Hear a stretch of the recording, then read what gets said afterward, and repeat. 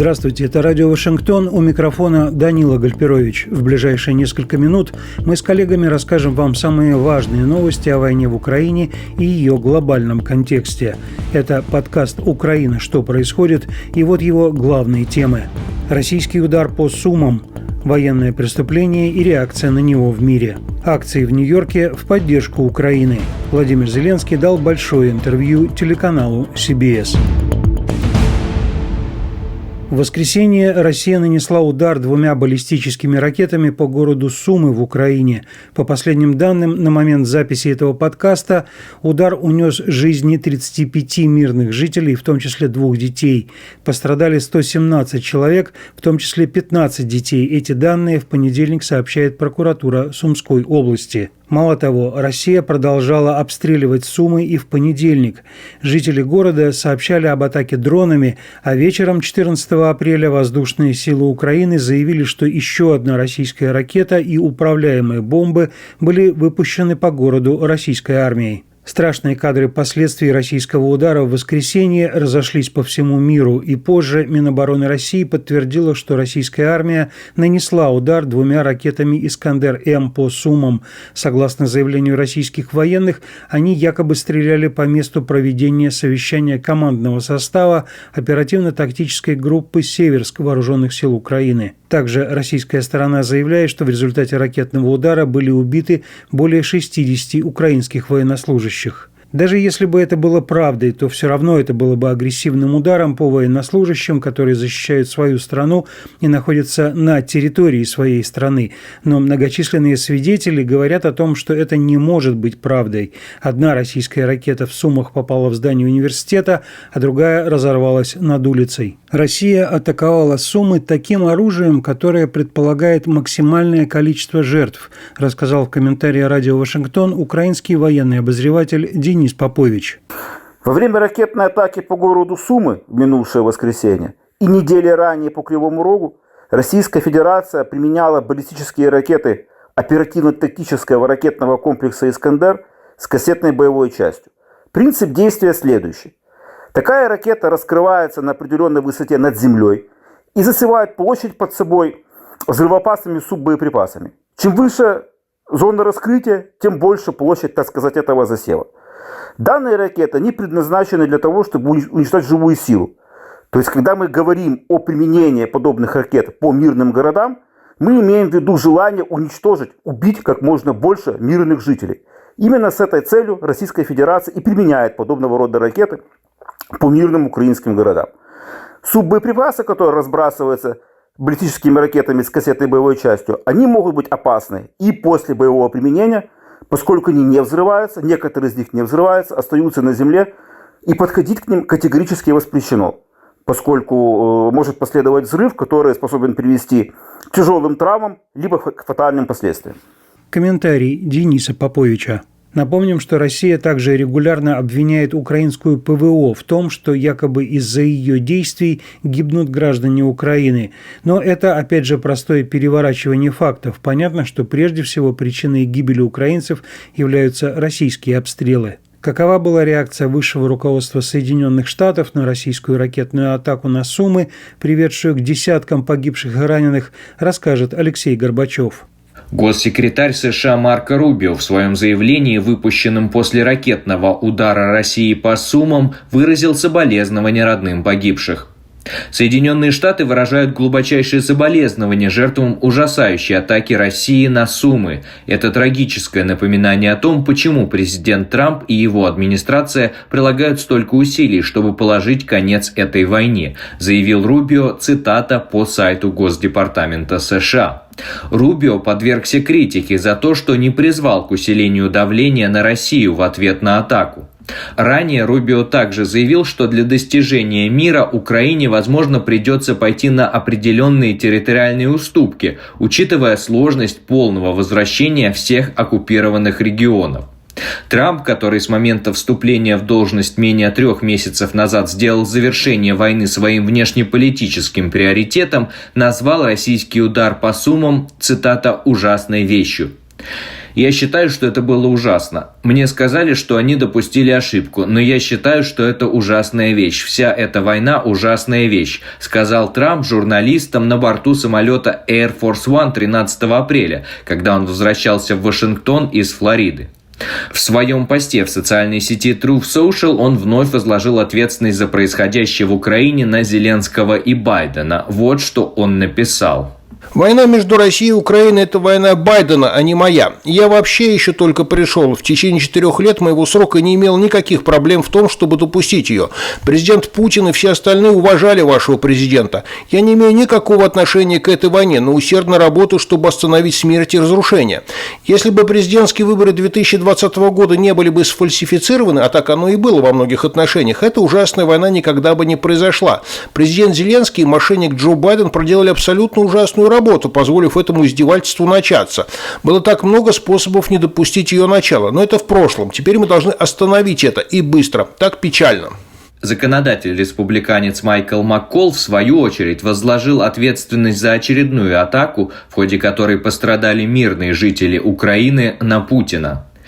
В то время как Украина приняла предложение президента Трампа о прекращении огня, Путин продолжает демонстрировать, что его больше интересует кровопролитие, чем мир. Атака на невинных мирных жителей, собравшихся на богослужение в вербное воскресенье, это за пределами допустимого. Это была цитата Маккола по публикации в социальной сети X.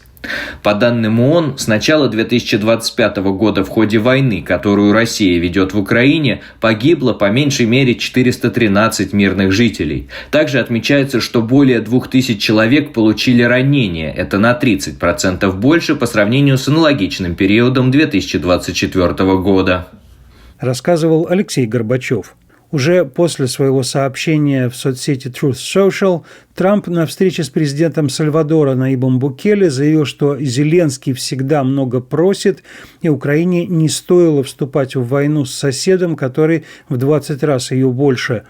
Но тут президент США все же отметил, что Путина он считает первым ответственным за эту войну, и Трамп также добавил, что Путин никогда не должен был начинать эту войну. Стоит отметить, что очень многие американские политики, в том числе конгрессмены-республиканцы, высказались по поводу российского ракетного удара по Сумам гораздо более жестко, чем президент Дональд Трамп.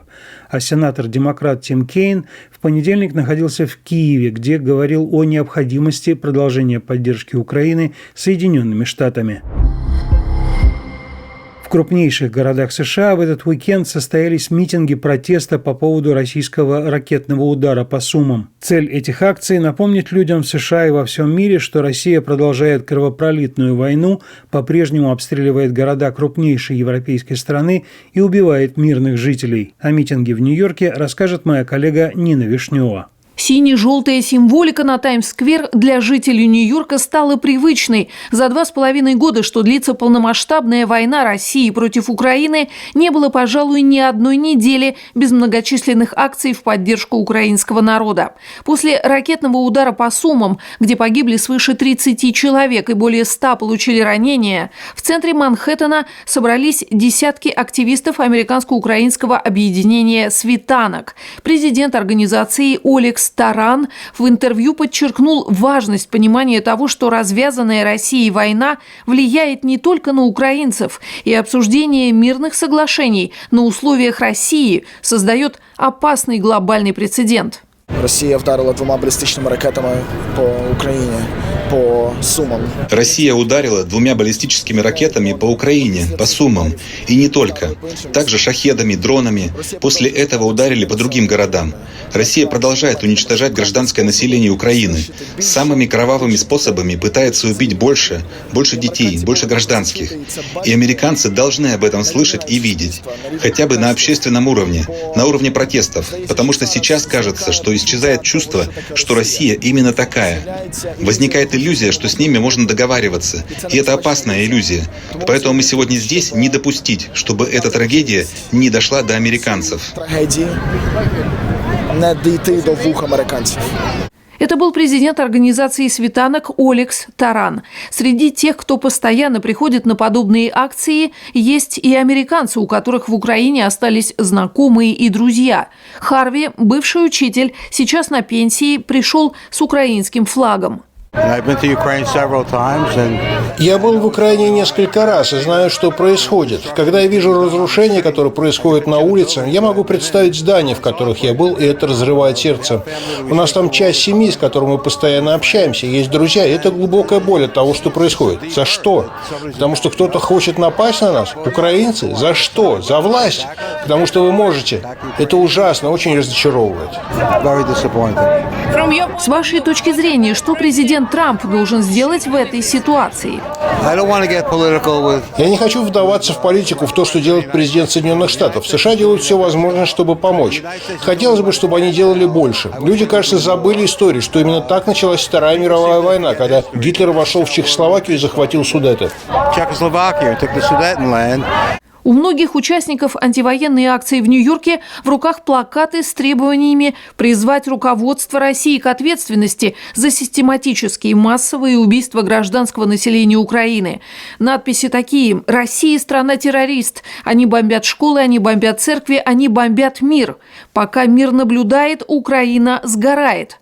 Одна из участниц акции, Юлия, родилась и выросла в Москве. Часть ее семьи из Украины. У меня папа из Одессы, вот они сегодня Одессу бомбили, ну как можно не приходить? И для меня это вот сюда, когда я прихожу, это как терапевтический эффект имеет, потому что я могу хоть прокричаться, потому что мне сейчас даже не с кем поговорить. Все, кто американцы устали, да, ну они говорят, тема войны, украинцы, они травмированы. Я могу с ними поговорить, но они тоже сильно про это не говорят. Я понимаю, что все устали. Многие хотят быть как политкорректными, да, на работе, например, тоже нельзя поговорить. И вот эти митинги – это способ как бы выразить свою позицию и вытащить всю эту злость наружу, прокричаться, и становится, правда, легче. Ну и заодно это поддержка и помощь и себе, и людям. Я надеюсь, что мы помогаем, честно, поэтому прихожу. Нью-Йоркские активисты призывают американскую общественность реагировать на жесткие действия российских военных. Каждый обстрел мирных украинских городов должен быть квалифицирован как военное преступление России против народа Украины. Рассказывала Нина Вишнева. Европа, безусловно, осудила российские атаки на мирные города Украины, и ее поддержка сейчас для Киева становится еще важнее. О том, как помощь Украине и солидарность с этой страной обсуждается в Брюсселе, рассказывает Валентина Васильева, наш корреспондент в столице Евросоюза и автор телеграм-канала «Брюссель подслушано». От встречи министров иностранных дел стран ЕС в Люксембурге ждали прежде всего результатов дискуссии о снарядах для Украины. 20 марта глава дипломатии ЕС Кая Каллас предложила выделить 5 миллиардов евро на закупки боеприпасов для Киева. Сегодня Каллас отчиталась о прогрессе. По ее словам, на 2/3 запрос выполнен. Мы получили обязательства. Конечно, эти обязательства должны быть выполнены. Некоторые страны уже предложили непосредственно снаряды, другие – деньги на закупку этих снарядов. Чехия с ее инициативой по боеприпасам для Украины расписала свои планы по предоставлению снарядов. Также Европейская служба внешних действий. Так что мы продвигаемся достаточно быстро. Ожидаемо комментировать Каллас пришлось не только боеприпасы, но и воскресный удар России по Сумам, в результате которого погибли как минимум 35 человек, включая 2 детей. Большинство министров иностранных дел сегодня назвали эту атаку намеренной, а вот Дональд Трамп охарактеризовал ее как ошибку. Каллас на это ответила. Я думаю, в интересах всех, чтобы Россия поняла, что она совершила ошибку. Ошибку, когда начала атаку против Украины. Чтобы Россия поняла, что не сможет победить в Украине, потому что воля народа Украины не сломлена. И европейские страны, и не только, стоят вместе с Украиной и будут поддерживать ее в дальнейшем. Об этом же сказал и министр иностранных дел Италии Антонио Таяни. «Я не знаю, какой была природа атаки на Сумы, но россияне решили вторгнуться в Украину, нарушая все нормы международного права, не по ошибке», заявил он. Вместе с тем министр иностранных дел Франции Жан-Ноэль Барро подчеркнул, что в ответ на атаку ЕС должен ввести против России более жесткие санкции. Как заявила Кая Каллас, 17-й пакет ограничений подготовят к маю. Ранее сообщалось, что в него могут войти санкции против российского Росатома, СПГ и Теневого флота России. В тяжелейших военных преступлениях Россию после обстрела Сум обвинил и будущий канцлер Германии Фридрих Мерц. Он назвал это невероятным уровнем подлости и добавил, что поставлял бы Украине крылатые ракеты «Таурус», если это будет согласовано на европейском уровне. Идею сегодня поддержали польский министр иностранных дел Радослав Сикорский и глава нидерландского МИД Каспар Вельткам. Комментировать Каллас сегодня пришлось и будущий визит президента Сербии Александра Вучича на парад 9 мая. Ранее уже было объявлено, что в этот день он планирует посетить Москву. Каллас заявила, что ЕС дал ясно понять странам-кандидатам в Европейский Союз, что их участие в московских торжествах нежелательно. Она также призвала страны ЕС как можно больше посещать Украину. Рассказывала Валентина Васильева. Еще до российской масштабной атаки на Сумы, в результате которой погибли и пострадали десятки человек, президент Украины Владимир Зеленский дал интервью программе «60 минут» американского телеканала CBS. Зеленский в этом интервью говорил о том, как важна для Украины помощь Соединенных Штатов, и о том, как Россия пытается влиять на американскую повестку, чтобы изменить нарративы в свою пользу. Я вважаю, що, на жаль, русські наративи... Я считаю, что российские нарративы, к сожалению, сейчас преобладают в США. Как это возможно? Видеть наши страдания и потери, понимать, что россияне делают, и все равно верить тому, что они якобы не агрессоры, что они якобы не начинали эту войну. Это говорит об огромном информационном влиянии России на Америку, на ее политику и политиков. Зміна тональности, смена реальности. Смена реальности, да-да, смена реальности. И я не хочу быть вовлеченным в эту альтернативную реальность, которую мне представляют. В первую очередь подчеркну, что не мы атаковали, чтобы начать войну. Но мне кажется, американский вице-президент как-то оправдывает действия Путина. Я постараюсь объяснить. Вы тут не можете искать золотую середину. Есть агрессор, а есть жертва. Россияне агрессоры, а мы жертвы. Одним из ключевых моментов интервью стало обращение Зеленского к Дональду Трампу. В этот момент украинский президент перешел на английский и пригласил Трампа приехать в Украину. We want you to come and I think to come and to see. Мы хотим, чтобы вы приехали и сами на все посмотрели. Вы думаете, что вы понимаете, что тут происходит? Хорошо, мы это уважаем. Но, пожалуйста, перед тем, как принимать какие-либо решения в ходе переговоров, приезжайте, чтобы увидеть людей, гражданских и военных, увидеть разрушенные больницы и церкви, убитых детей. Приезжайте, сначала посмотрите, а уже потом решайте, как двигаться дальше к окончанию войны. Вы поймете, с кем вы имеете дело. Вы поймете, что Путин натворил. И знаете, мы не будем специально ничего готовить. Это не будет театр с подготовленными актерами и улицами. Мы так не делаем. Нам это не нужно. Можете поехать куда хотите, в любой город. Приезжайте, чтобы понять. What I said to them, just to come and to understand. А вечером 14 апреля Владимир Зеленский, как обычно, записал видеообращение к согражданам, в котором сказал, что Украина по-прежнему сохраняет волю к миру, тогда как Кремль демонстрирует волю к войне. Процитирую Зеленского. 34 дня назад Украина ответила на американское предложение полного и безусловного прекращения огня, и уже 34 дня сохраняется откровенный российский отказ от прекращения огня. Путин сосредоточен на продолжении войны. Российские государственные пропагандисты готовят свою аудиторию к тому, что дипломатия не даст результата. Причина тому только одна – они в Москве не боятся. И если не будет достаточно сильного давления на Россию, они и дальше будут делать то, к чему привыкли, будут дальше воевать. Конец цитаты.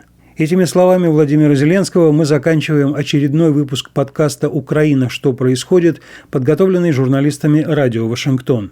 Если вы следите за событиями в Украине и за тем, как США и остальной мир реагируют на российскую войну в этой стране, подписывайтесь на наш канал и слушайте нас на платформе «Эхо». Спасибо за внимание и до встречи.